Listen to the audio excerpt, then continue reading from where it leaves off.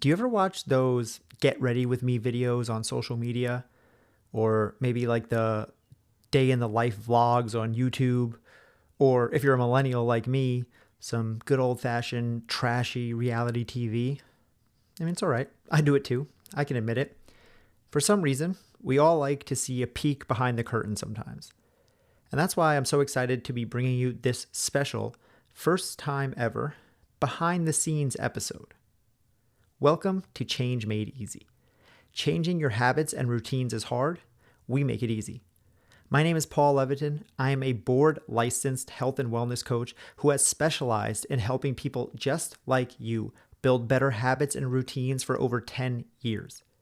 If you want a better life, you need better habits and routines. It really is that simple, and my goal is to help make it easy. Every week on this show, I have conversations with people who are experts in creating change. Therapists, coaches, counselors, entrepreneurs, athletes. We discuss the secrets to success that have allowed these people to be successful in their lives so you can use them to do the same. But today, I'm flipping the script and mixing it up a bit. Because while I've released over 300 episodes of this podcast, in that time, I've also been being interviewed on hundreds of other people's podcasts. And when I get on other shows to be interviewed, it's always interesting because the host directs questions in ways that I would never have expected. And that leads to new thoughts and different perspectives than what you would get if you're listening here and listening to me play the role of host. So recently, I had Agi Karamidis on the show as a guest for the second time.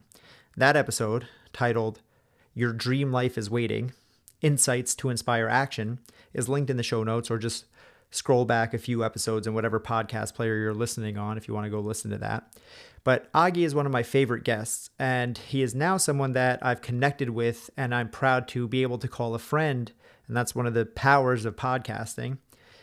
And after that show, Agi also had me as a guest on his show, and his podcast is called Personal Development Mastery, which you can hear from the title is something that I'm all about. And when we finished recording that episode, I was just super fired up. I felt like Agi was such a great interviewer that he really helped guide the conversation in such a way that it really got me to hone in on my message and come across clearly and succinctly. So I asked Agi if I could take that audio from the episode we recorded for his show and post it here as well. And he graciously obliged. So the following conversation is the full episode of Agi Karamidis interviewing me, Paul Levitin, for the Personal Development Mastery podcast. I think you're really going to enjoy the topics we cover as Agi gets me to open up about my process and my thoughts around change. And I lay out my exact formula for helping people like you make change easy. And make sure you listen all the way through the end for the free giveaway that I offered to Agi's listeners. So obviously, I'm of course going to be giving it to you as well. This is one of those conversations where I was just buzzing for hours afterwards. I was definitely in a flow state and really dialed in on the message of change made easy. So enjoy this peek behind the curtain and listen to Agi interviewing me for a change.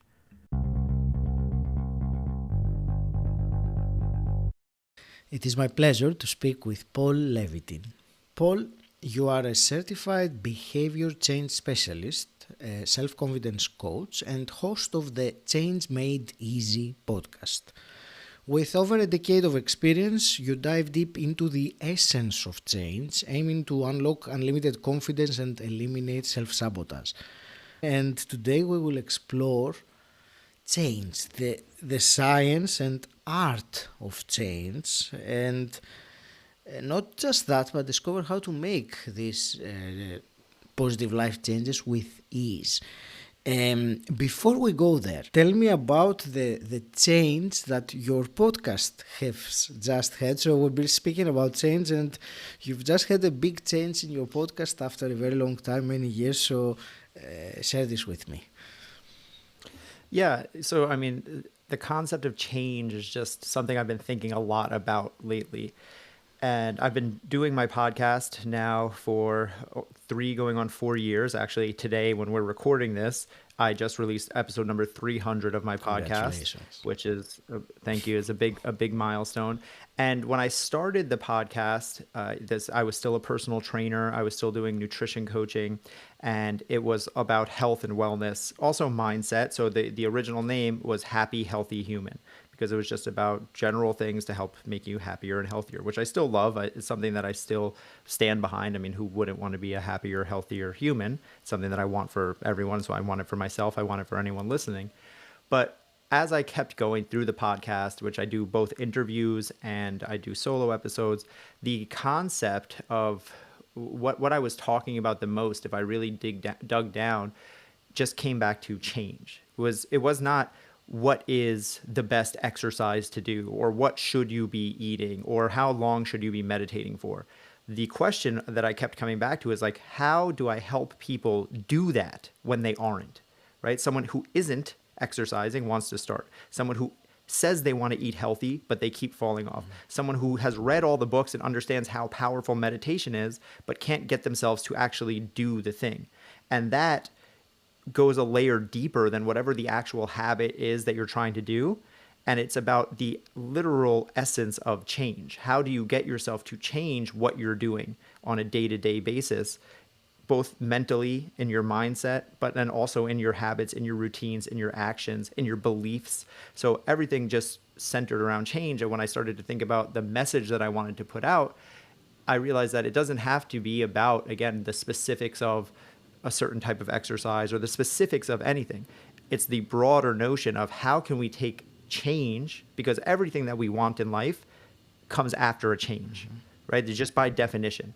If you want something, that means you don't have it. And if you don't have it, that means something about what you're doing has to change in order for you to get it. So again, it can be relationships, it can be money, it can be business, it can be fitness, it can be health. Everything is either you're doing what you already need to do, in which case you're good, or you're not, in which case you need to change. So it's like, that's the big topic that I want to talk about. And so I shifted my podcast to be more focused on change. And then, as you said, the title is Change Made Easy. Because what I've realized is we all know the change that we need to do. Everyone says like, oh, I know I should be doing this, or I know that if I just read this book and do exactly what they say, I'll get the result. But we don't do it. And that's because change by definition is hard. So when I think about how can I best help people, it's about, one, helping them understand the science and the realities and the art of change. And then how do we make it easier so that we can actually do it and do it consistently? Because, we spoke about this a little bit before the show started recording. Consistency is the name of the game. You do anything long enough, the results will come. So the way I look at things is like, it's not about what do you do? It's about how do you make it easier so you want to do it for long enough so you can get the actual result. And if you can do that, everything else just kind of falls into place. That's a great answer you just gave me, and let's dive deeper straight away with what you said. One thing that you said about, actually, I think you used exactly the phrase that change is hard. I think that was exactly how you said. So, can you tell me why is it change so hard? Even though we realize that all we need to do is to make that change, to start exercising, or to quit smoking, or to, go to the gym or whatever. We know it, but it's hard. Why is it hard? So what it all boils down to is that thinking is easier than acting, right? One of my people who listen to my podcast know my biggest pet peeve is people will say, well, like, easier said than done. It's like everything is easier said than done because it's easier to talk than it is to act. It's very easy to talk about doing something. It is not very easy to do the thing. So whatever you want to do, again, like you said, is it quit smoking? Is it have a better relationship and talk to your spouse after a fight? Is it be an entrepreneur? Is it send a tough email? Whatever it is, the thought of doing the thing is theoretically easy. The action of doing the thing is hard. And when I say hard, I mean this on the level of physics. So everything in the universe comes down to energy, right? Like we exist with energy. So humans need energy to live. I need energy to be talking to you right now. I need energy to keep my heart beating. I need energy to keep my brain on. And that humans get energy in the form of calories that we eat from food. But all living things exist on energy. Plants get energy from the sun. Fire needs energy it isn't even a living thing, but you need energy from the wood, and that combusts and create energy. So the universe exists in an energy exchange. So when I say hard, all I mean is that it's more energy expensive. So doing what you're already doing is energy cheap. The status quo, staying where you are, takes less energy than change. By definition, anything that you are going to change takes an extra output of energy that you are not already doing. If you're sitting on the couch, getting up off the couch takes more energy.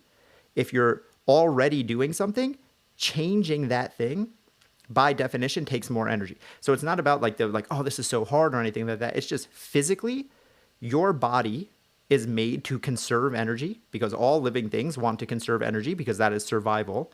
And yet everything you want lies on the other side of change, which expends more energy. So that right there is the internal paradox that we're always struggling with, where it's like everything you want takes energy and all your body wants to do is save energy so that it can survive.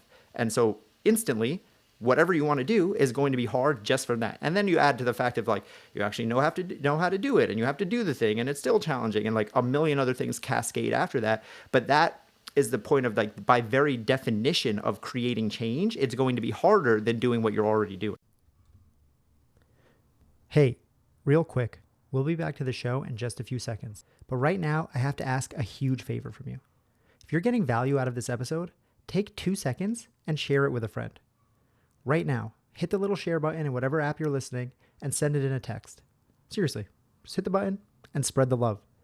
If you like what you're hearing, that's the best way to show support. Maybe you're like Eliza Kay, who said, "This podcast is both warm and inviting, but real enough to push and motivate me." Or you're like Dalton, who said, "Paul is an amazing host and his podcast is a must listen." Don't you want to share this awesomeness with your friends and family? Don't be a gatekeeper. It only takes a minute, and it helps me grow. It helps me reach a new audience, and you seem like a genius friend who recommends awesome podcasts. We all win. So click share, and if you really want to show love, take a screenshot of this episode right now and tag me in your stories on social media, and I'll shout you out on an upcoming episode. All right? Go send that text, and now, back to the show. Exactly, it's the inertia of something that or that is moving in a specific direction or not moving at all. It takes much more energy because you mentioned physics, and I liked very much this analogy of expanding energy, and it does make absolute sense. The question that really comes after that is that, okay, so it does need to expend energy, more energy to change. What will drive someone to use that extra energy? Because, it might be the default not to spend it, but still many of us do take the action, even though it requires a significant change in how we will distribute our energy, as you said it. So what is there a key factor, do you think, that will determine whether you will go ahead and spend the extra energy or return to the default of, however things are? Yeah, I think there is, right? So one perfect word, inertia is the exact word, right? It's Newton's first law of motion, right? An object at rest will remain at rest unless acted on by a greater force, right? And the power of inertia is what keeps us stuck. So what is that greater force that you're asking? So for one, it's we do have, so you think if that was the only thing, was that the need to conserve energy, we would never do anything. We would just be sloths that just did literally the bare minimum. And you see that some people do live that way. So we have inside of us, humans and all animals do, again, this is balanced by the need for striving, right? So that we have the need for survival, which is to conserve energy, but then we also have the need for striving, which is to do more, to get more, especially in humans. We are a social creature. We have a social hierarchy. So we do have the drive to want to succeed and to raise our status and to get money and to, this obviously, this is talking about hundreds of thousands of years of evolution that now expresses itself through having more social media followers, or just being better looking and having a fit body, or having a spouse. All of these things are ways that we have learned to express ourselves and raise our status, because that also then does equate to more survival, because we are a creatures that, again, like, exist in a pack, right? We're pack creatures. So everything comes back to survival. Now, so you see those two things are kind of counter to each other, right? It's like one is expending more energy, but in a roundabout way, it is to make us more likely to survive, right? Meaning I can go out, right? Everything, like, think about cavemen, right? It's like inside of the cave is safe. There's fire inside of the cave. I'm safe inside of the cave. Outside of the cave is dangerous. Outside of the cave, there's tigers, there's lions, there's snakes. Anything can happen outside of the cave. But if I stay in the cave forever, I will starve to death because I need to eat. So you have to balance those two things. There is a level of we will seek danger, or take ourselves out of that comfort in order to better our own status and our well-being. But now where the difference maker is, and this is what my whole thing is, that, like, it's a spectrum. And where you fall on that spectrum very much has to do with genetics and the way you were raised.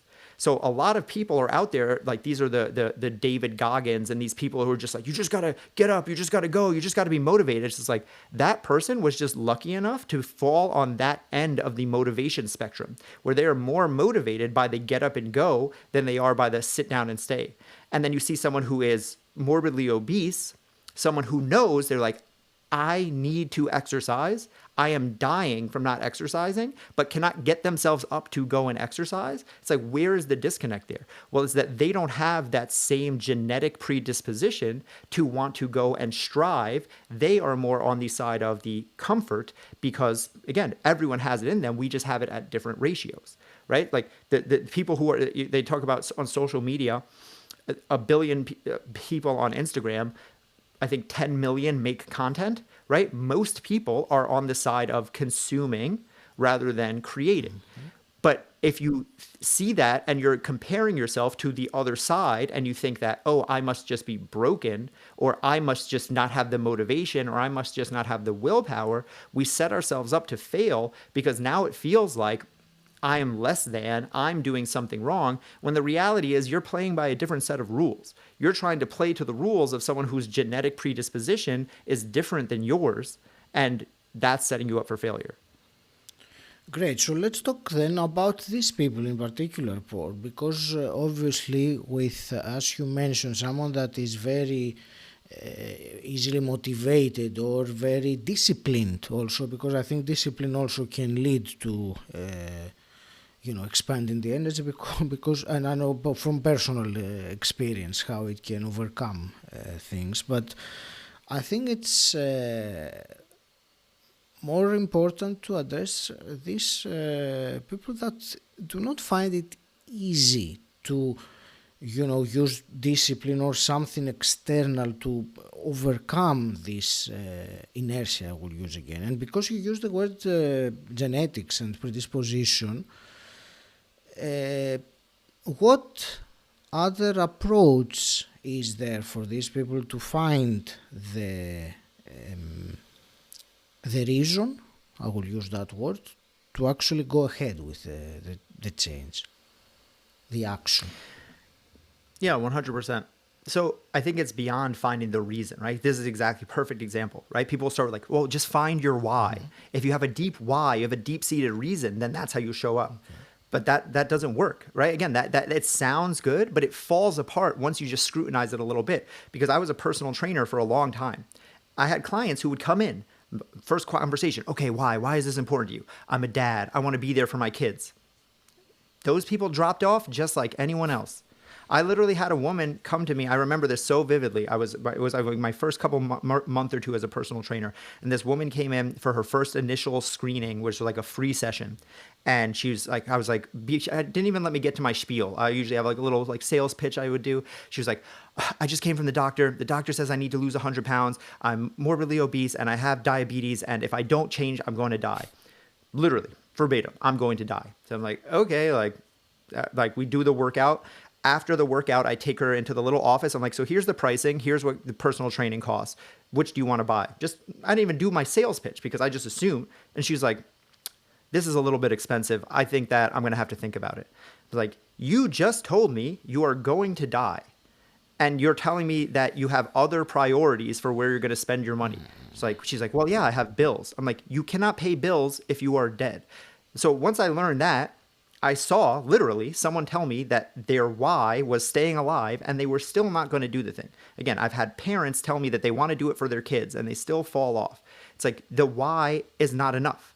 If it were, Simon Sinek, Start With Why, would have solved everything 10 years ago when that book came out. It's an amazing book, but it doesn't solve all of the issues, right? So like having the reason, like these are all Pete, right? Having grit, having discipline, having motivation, having a why, like all of these buzzwords and these things, they are great. And for a certain subsection of people, they will work. For the people that they work for, they work great for. And again, this is the problem, is that we look at these single things as if there were an answer, because we'll read the book and they're like, well, people like this respond like this. And it's like, all right, but everyone is so different. We exist on such a vast spectrum. So what have I found to be again, so now if I look at, for all the people who that will work for, that'll work for them. So that's great. But how do we help the people that won't work for? And to me, that's why my whole thing is change made easy. Because all I can do is make it easier for them so that they have a better chance at winning.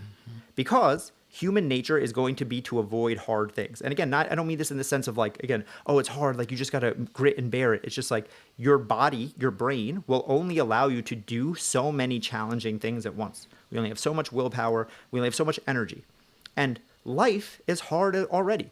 You're talking about, again, losing weight, or you're talking about starting a podcast, or you're talking about having a hard conversation with your spouse at the end of the day. When you have a job that is you're not sure if you're going to get fired from, and you have kids who are dealing with X, Y, and Z, and your mom is sick, and your sister just called you, and the government is going through an election, and it's like there's so much stuff that life is already hard enough.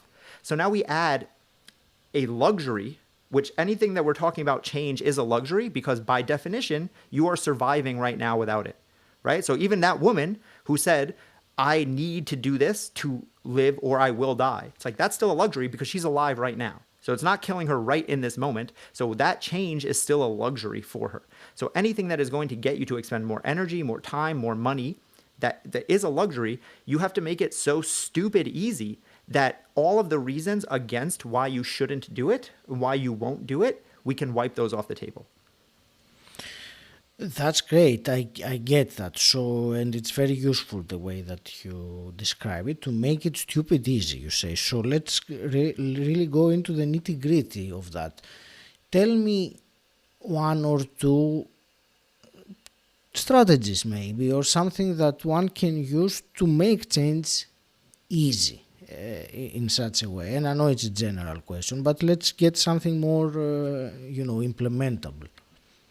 Yeah, for sure. I mean, and again, we have to have that, because if not, then I'm just throwing out a bunch of things, and that's going to make it harder. Like, well, Paul said to make it easy. How do I do that? And that makes it harder, yes. Right? So that defeats the whole purpose. So I literally created a framework that's literally called EASIER.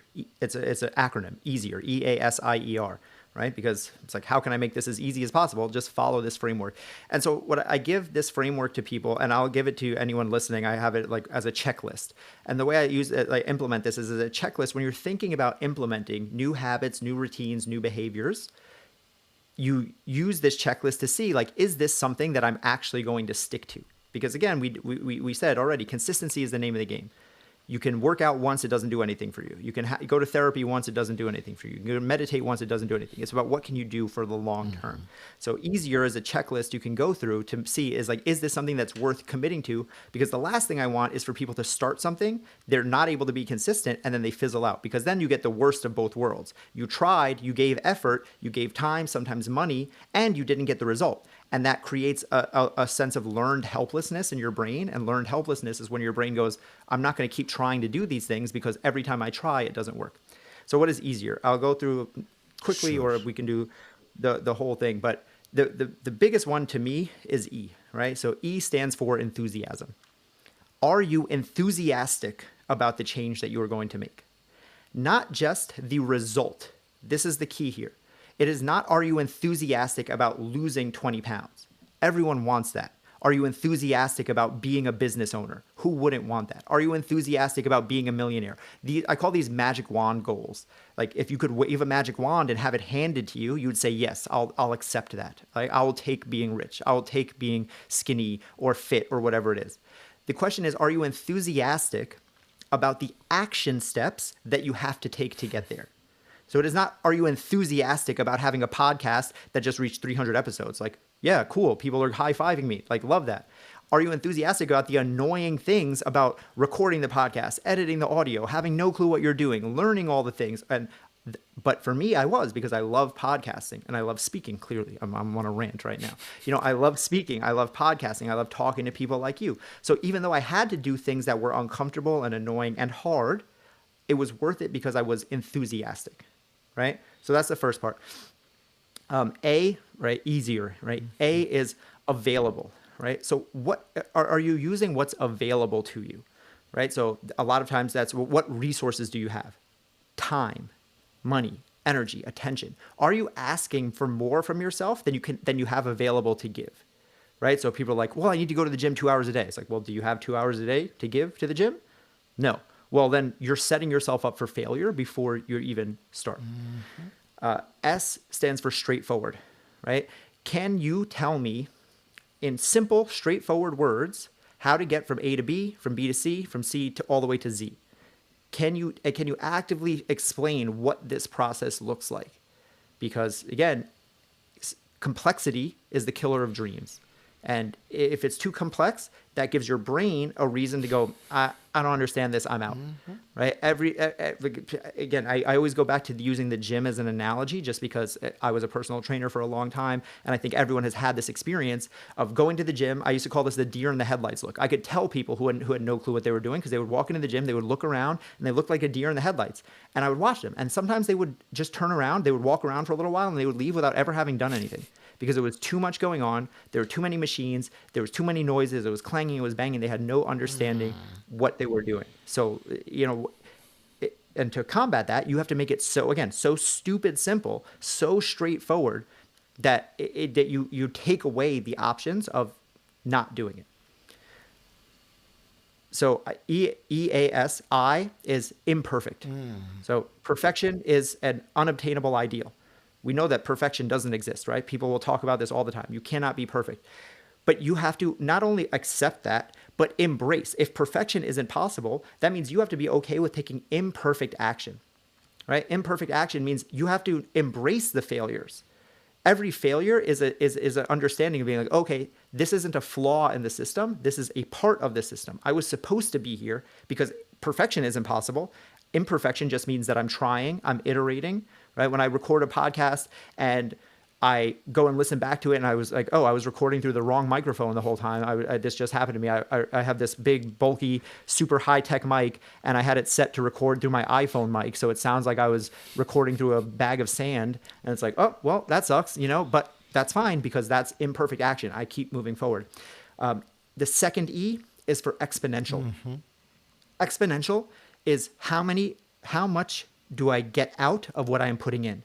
Because this is where I think a lot of people mess up. They do 1-for-1 trades, right? They think win-win, right? It's like, oh, it's win-win. You go to the gym, you lose weight, and you feel better, right? The gym is like therapy. That's win-win. Again, if win-win was enough, you would already be doing it. Win-win is not enough. You need win-win-win-win-win-win-win. So for me, an example is riding my bike.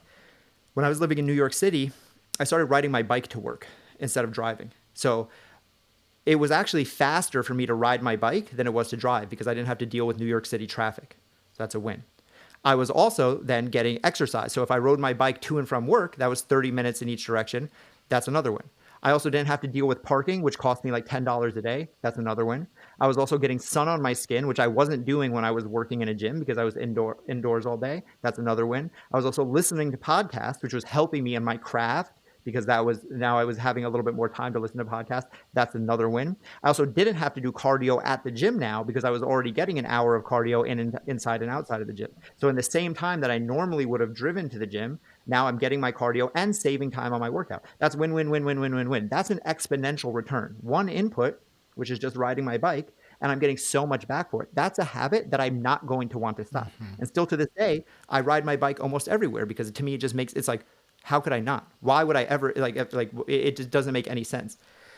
So I need to look for inputs that get me outsized returns. Like you're not only going to sit and trade 1-for-1 for so long, but if you can get 10 for 1, 100 for 1, that's a trade that you will keep doing.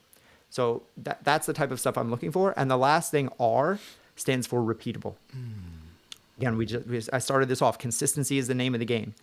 Repeatable means, can you do it not long enough to get the result? Can you do it forever? Right? Going back to the diet thing, right? So many people start like, I'm going to diet down for the summer.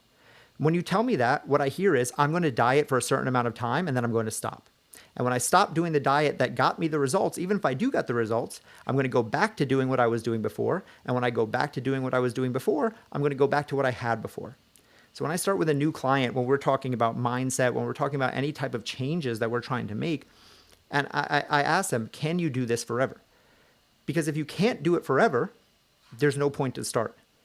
And if you don't want to do it forever, then you started wrong from the beginning, which was you didn't start with enthusiasm. Because if you started with enthusiasm, it should feel good to do it forever. You should be fired up about doing it forever. And that's a habit that will keep going forever. You'll get compound interest because you'll get better at it as you go. And it doesn't feel like this monumental change. It doesn't feel like something you're fighting back against. It feels like you're swimming with the flow of the universe of energy rather than trying to swim upstream. It's a great framework, and thank you for explaining it so detailed and yet at the same time very succinctly. So thank you.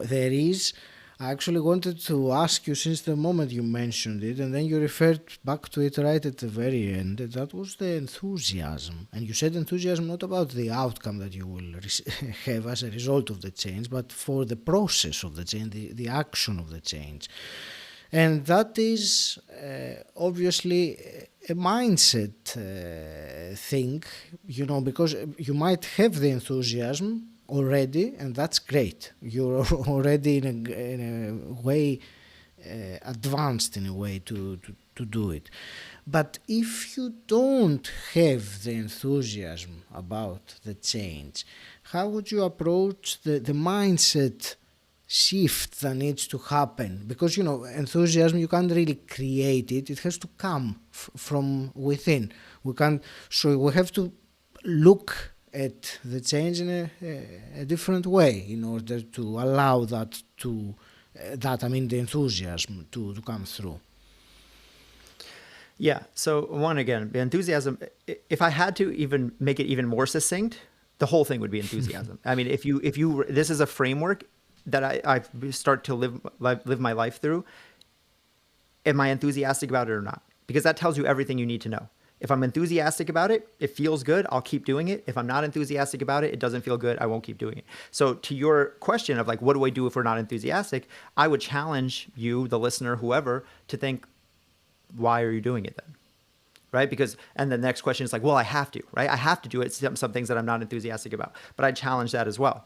Because what do you really have to do in life? Breathe, eat, and that's only assuming that you want to continue living, right? So you have to say that like everything that you think you have to do is captioned by something that because you're trying to do something else, right? Like I have to go to work. Well, no, you don't. Well, I have to go to work because I want to continue to put groceries on the table for my family. Okay. But now can I find a way to do that I'm more enthusiastic about, right? I have to exercise, right? People say exercising is so healthy. My doctor told me I have to exercise. Okay. Again, no, you have to exercise if you want to live longer. Are you enthusiastic about living longer? Yes, I am. Okay. Well, then let's break it down. What you are thinking about exercise is probably a very narrow view of what exercise could be. Because when most people think about exercise, they think about a gym, they think about a treadmill, they think about lifting weights. I mean, I could see how you wouldn't want to do those things. What about Zumba? What about pickleball? What about kayaking? What about hiking? What about yoga? What about dancing while you do the dishes? What about carrying your kid on your shoulders and going for a walk around Disneyland? What about a million other things that can be exercise? Same thing with a job. Well, I have to go to work to make my paycheck. It's like, I don't know. I mean, there's lots of jobs out there. You can go online right now and find a different job. You could become an entrepreneur. You could reduce your cost of living so that you don't have such high expenses, so that you don't have to do so much with your job. There's always other options. And when we can find the one that we care about, that actually we are enthusiastic about, that is automatically the direction that we will go, right? So you can use this as literally the guiding light, because again, like, when you feel it, you're like, and a lot of this comes down to, we have to break out of the paradigm of being like, what I have to do, and realize that, like, yes, I understand there are realities, right? If you're a parent, you have to provide for your kids. That's fine. But then there is a way, like, there is a lesser of evils, right? Like that, like at that point, you can still find the thing that you're most enthusiastic about out of all the things. You might say, like, well, I want to be an entrepreneur, but I have to have a consistent paycheck. It's like, all right, well, there's a lot of options of what that can look like for you, right? So it's like we paint ourselves into a corner because we think that there's a way that things, quote unquote, have to be. But the first thing we have to understand is that nothing has to be anyway. Everything is a decision, and everything is a choice that you have made. You are where you are because of decisions that you've made throughout your entire life. And that means where you get in the future will be an accumulation of the decisions that you're making from this point on. So everything can change as long as you are an active decider in that process. That's great. I liked the differentiation between the have to change and the enthusiasm that comes. And you know what was coming to my mind while you were describing this was that if you're not enthusiastic about the change itself, then find the change that you are enthusiastic about, because it will make it does make the change easy. When you're enthusiastic about it, you have, it's the wind behind your back. It is, you don't have to, as you said, it's like swimming along with the flow. There are these invisible forces, if you want, that really push you. So thank you. That was a wonderful answer. And the enthusiasm, and it's certainly the key, and I will hold that as a key here from all the very detailed and useful things that you shared, Paul. I wanted to ask you, I think we have certainly, and I hope we have inspired the positive change to someone listening that wants to do the next step. So I will ask you, since it is the ending of the conversation, there are two things. First of all, before I ask you those things, please, where will the listeners of this podcast find you about, so they can continue the journey with you? Yeah, I would love that. I mean, this is the type of stuff I love to talk about. Again, the podcast is simply Change Made Easy.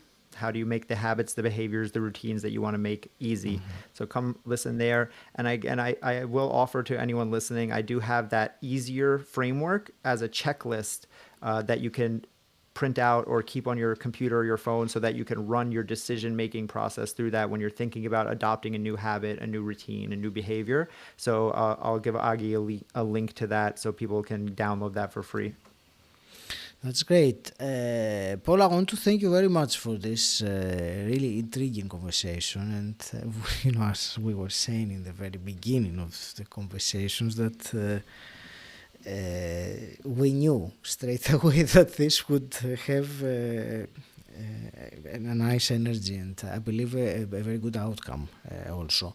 I want to wish you all the very best with your noble mission of making change easy for others, and of course, because it is very recent, with your new branded podcast. So I'm wishing you all the very best with that. And I will leave it to you with some actionable parting wisdom. Yeah, love that. Again, I'm big on action steps, right? And all of this is just theory, and it's just jibber jabber if we're not actually taking action. So I'll give two things. One is I want to preemptively get out ahead of what I know people are going to say, because when they hear this, they're going to go again, like, but what about the things that I have to do? And I want to make a distinction between short-term and long-term goals. Because for short-term goals, sometimes you can get by with just pure willpower, pure motivation, pure discipline, right? It's like, I have to turn in this project by the end of the month. I have a wedding coming up, so I have to lose 20 pounds. I have to, whatever it is. It's like there's a deadline on it and it's short term. And that's the type of thing you can grit your teeth and bear through. You can white knuckle your way through. Anyone can do anything for 6 weeks or 6 months even. But the things that we're talking about here are the big questions of life: health, wealth, happiness. These things do not end. You don't get to say, okay, I'm good. Like my personal development is good. My body is good enough. Like, I'm 40 now and I get to lock it in and like just coast until I'm 80. That's not how this works. So if it's a short-term thing and you want to just, I mean, I would still say approach it through a lens of enthusiasm. You'll probably enjoy the process more, but you don't have to. But when it's a long-term goal, the only way that you can do it is this way. And the people who push back against that will always say like, well, I know someone who achieved a lot from just sheer willpower. Like they just did it. I'm like, and then what? Right? Just zoom out a little bit and say, and then what? Oh, then they gained the weight back. Oh, then they stopped doing the thing, right? Everyone has a story of starting a business, losing a bunch of weight, meditating, doing a thing, and then they stop doing it. So all of the stuff that I'm trying to do is like, I don't want you to create a change that you cannot keep up. I am not here to help someone, again, do something for 6 weeks or 6 months and then go back to the life they were living. Again, I said it before, if a change is worth making, it's worth making forever. And if you take nothing else away from this, it's live with enthusiasm and find the things where you can be enthusiastic about both the end goal, but more specifically about the day-to-day activities that will get you there. Because that will make, you know, you're going to be enthusiastic about the thing that you get it, but you're also going to enjoy the process as you're on your way. And if you enjoy the process, that in turn makes you more likely to keep coming back, right? How much easier is it to do the thing if you like doing the thing in the first place? So whatever your thing is, again, it doesn't matter if we're talking business, relationships, if we're talking fitness, if we're talking health, look for a different way to see it. Again, if you're like, the thing that I've been wanting, I'm just not enthusiastic about, my action step would be, I challenge you to find a different way to that same result, that you can enjoy the route there more than the one way that you think that you quote unquote have to do it. Because I guarantee you there's another way that you can get there that doesn't feel so yucky. I mean, come on. Did this guy crush it or what? I felt so fired up after recording that conversation with Augie, and I'm once again so grateful for him letting me share it with you. I hope that you got as much out of it as I felt that I came across giving. Take that action step that I just laid out. Live with enthusiasm. Use that as the lens that you make your decisions through. And if you want the free, easier habit builder checklist that I offered to Augie's listeners, just go to the show notes of whatever app you're listening in right now and click easier checklist and download your copy. Start using that checklist when you're thinking about implementing a new habit or routine, and use that framework to see if it's even something that's worth pursuing. And that is change made easy. Before you go, I have one favor to ask. If you got value from this episode, then take a moment and leave a rating and review in the podcast app you're listening on. If you like what you hear and you want me to continue creating more episodes, getting more awesome guests so that you can learn and make your change journey easier, then this is the best way that you can show support. You can leave an awesome review like Eliza K, who said, "This podcast is both warm and inviting, but real enough to push and motivate me." Thank you, Eliza. Or like Dalton, who said, "Paul is an amazing host and his podcast is a must listen." So thank you, Dalton. And thank you to all of the over 100 people who have taken the time to rate the show 5 stars on iTunes. It only takes a minute and it helps me so much to grow. It helps me reach a new audience and helps encourage me to know that this is helping someone, which just feels good. All you have to do is go to the show page in whatever app you're listening to and hit the little 5-star rating. And boom, that's it. And if you really want to show love, take a screenshot when you do it and tag me in your stories on social media, and I'll shout you out on an upcoming episode. Okay? Go leave that rating, and I'll see you back here every Tuesday and Thursday with new episodes of Change Made Easy.